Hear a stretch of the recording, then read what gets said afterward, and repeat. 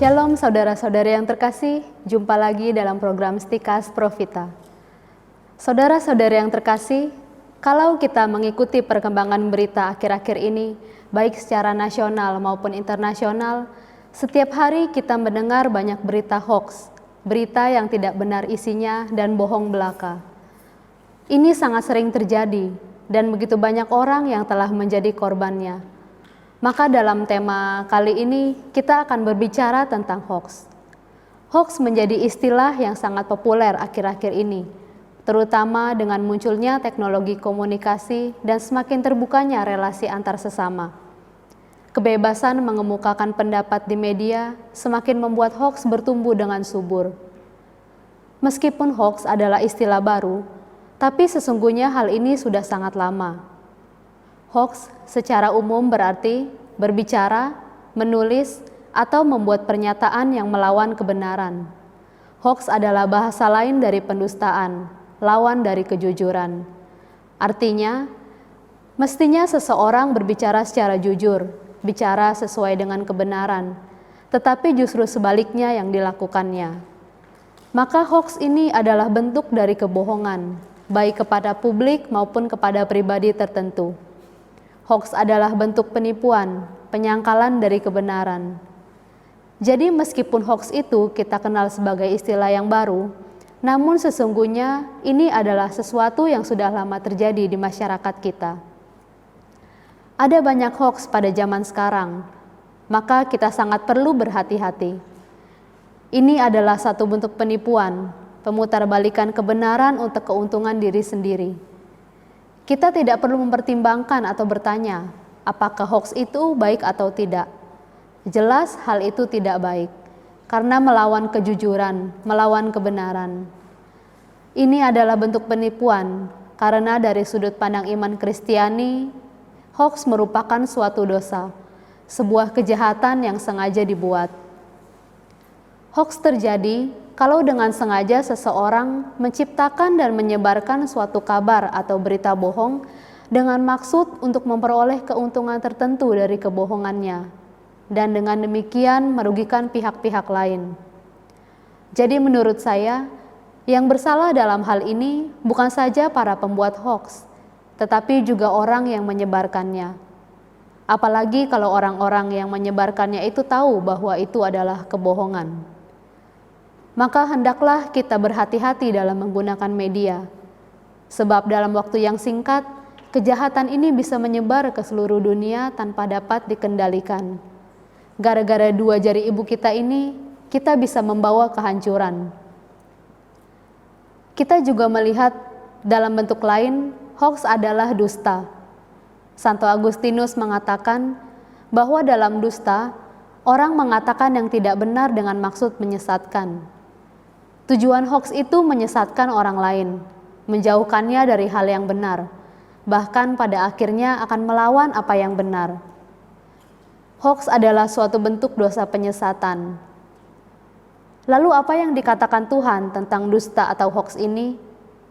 Yesus mengecam tindakan demikian dan dilihat sebagai pekerjaan setan. Dalam Injil Yohanes bab 8 ayat 44, kita dapat melihat betapa Tuhan Yesus mengecam keras hal ini. Ia mengatakan, "Iblislah bapamu." Ia, iblis, tidak pernah memihak kebenaran, sebab tidak ada kebenaran padanya. Kalau ia berdusta, itu sudah wajar, karena sudah begitu sifatnya. Ia pendusta dan asal segala dusta. Secara jelas kita dapat melihat bahwa dusta itu berasal dari iblis. Itu adalah pekerjaan iblis.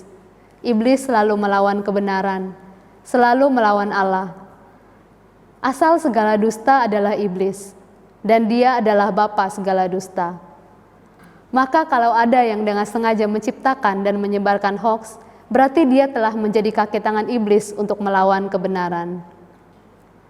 Karena dusta atau hoax adalah melawan kebenaran, maka jelas dengan sendirinya hal ini merupakan suatu dosa. Dusta atau hoax membuat orang percaya pada apa yang tidak benar dan membuatnya terjebak dalam kesalahan. Ia menerima fakta-fakta melalui pemberitaan dan mengandalkannya sebagai yang pasti dalam kenyataan yang tidak ada.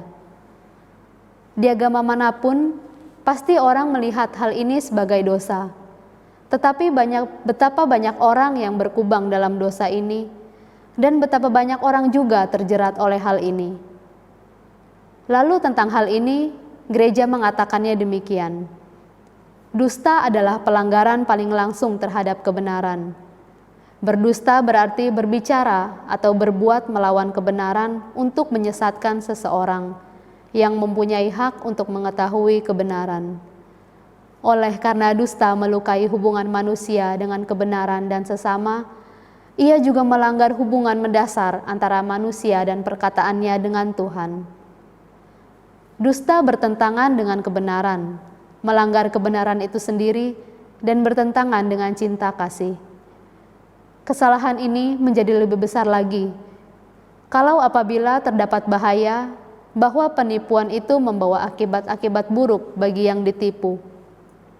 Kita melihat di sini, dusta adalah semacam kekerasan terhadap sesama. Dusta membawa kemalangan untuk setiap masyarakat.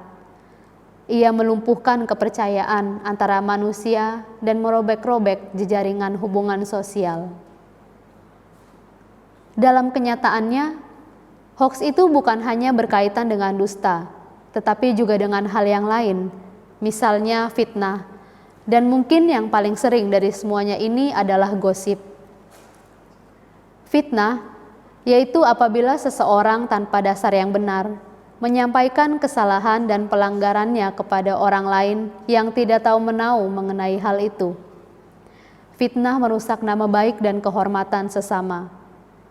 Hal ini mirip dengan gosip, yaitu menyampaikan kepada orang lain kebenaran yang sebenarnya masih dipertanyakan. Artinya, masih belum tentu benar.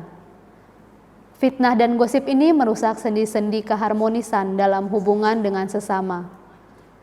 Dan tentang gosip, Paus Fransiskus dalam suatu kesempatan pernah mengatakan bahwa penggosip itu bagaikan seorang teroris.